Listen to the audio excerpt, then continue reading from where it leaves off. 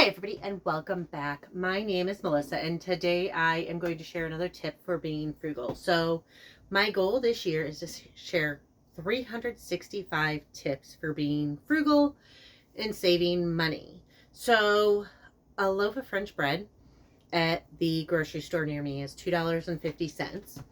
I was able to at the same grocery store buy bread flour, which is supposed to be better for bread making, for $3. And I'll get about 8-ish loaves out of this. So, huge savings there. And then a few pennies worth of salt, sugar, oil. And then I also have this 3-pack of dry yeast that I got. Now, cool thing here. I thought that the yeast, I thought that I would need to use a package of this per loaf. And I actually have, you can see in the bottom, I have some left over. So the bread, whether I do a 1.5 pounds or 2 pounds, I only need 1.5 grams of yeast. 7 are in this, so 21 total. So, I'm trying to think. So 21 divided by 1.5 is 14. So I can get 14 loaves of bread out of this for like $1. And then I'll just save this in the fridge because it is open. So I'll save it in the fridge so it stays good. And then my goal is I got the whole wheat flour. I got the bread flour. My goal is to make some whole wheat rolls / hamburger buns, empanada dough, pizza dough, some dough to stick in the freezer to make French bread pizzas because my kid loves French bread. So apparently, from what I've read online, you can freeze bread dough after the first proof but before the second, and then it's going to obviously take up a lot less room than a full loaf of bread. And then I remember my grandma used to do this with me. We used to actually like knead it by hand, and even when we used a bread maker.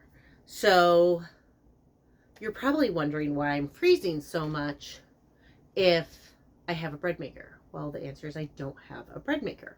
Today's tip is borrow, don't buy. So instead of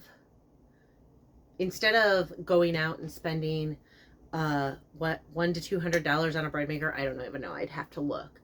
I can borrow it from my library. A lot of libraries have a library of things. I'm lucky. I am within 10 minutes of 3 different libraries, and I'm pretty sure all 3 of them have a library of things.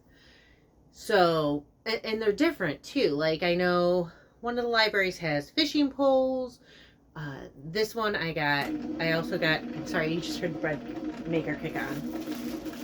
I just dehydrated a bunch of apples that I got for 50 cents a pound, and had borrowed the food dehydrator from the library for that. And then I borrowed a bunch of tools from there. I know there's a bunch of kids stuff at the other library, but tons of different things. Now, maybe you're not as lucky as me, because I will admit there is a certain level of privilege and there's a certain amount of luckiness being able to have access to a library of things. And I will admit that, well, my library has a library of things. Not all libraries do.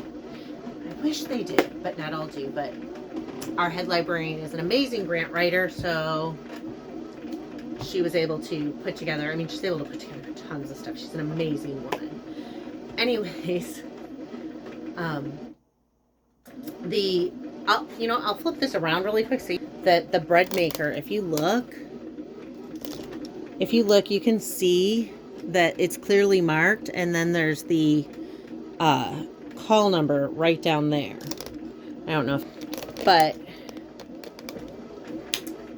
maybe you don't have access to a library of things like I do, but there's other places you can borrow things from. Who do you know that has a bread maker?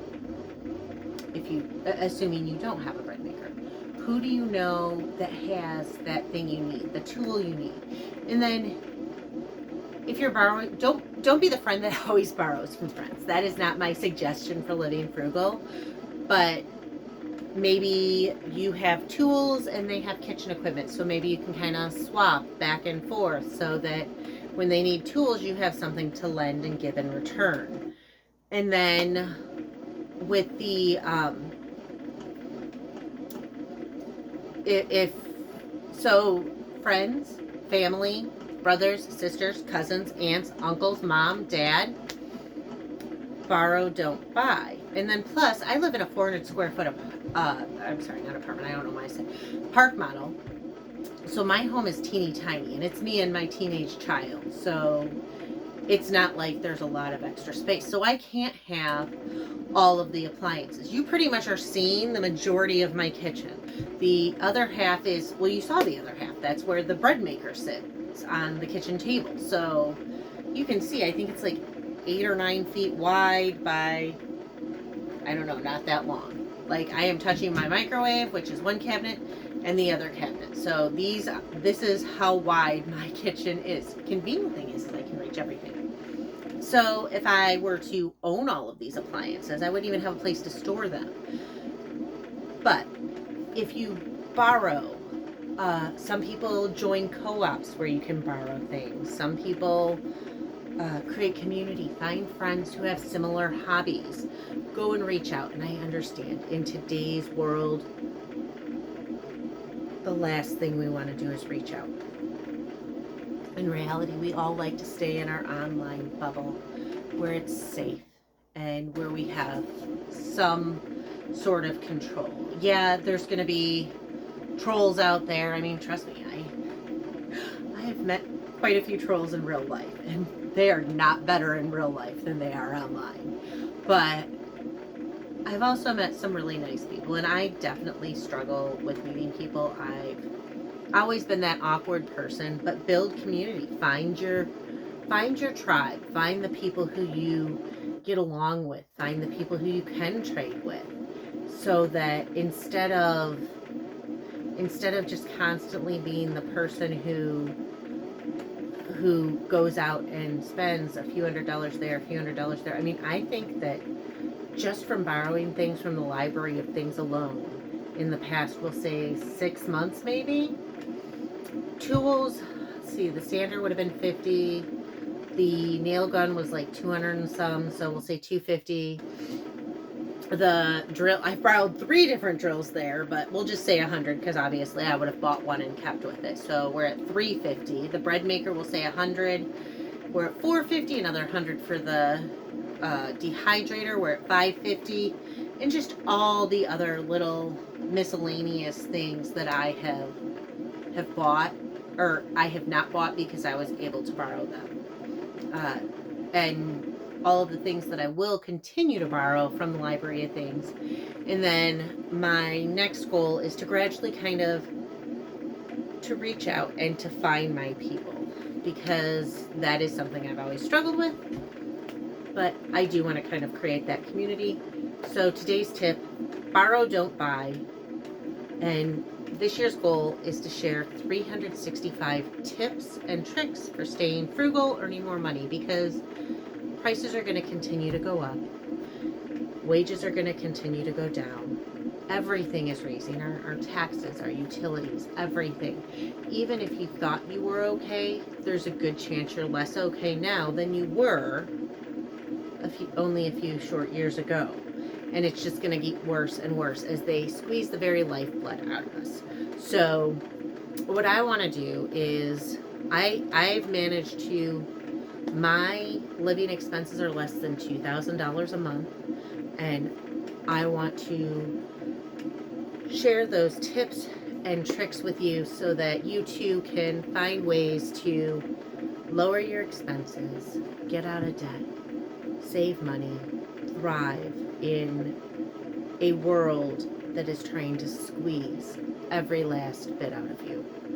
So if you like hearing my tips and tricks, if you want to hear more tips and tricks, please hit like and subscribe. Thank you again so much, and have a great night.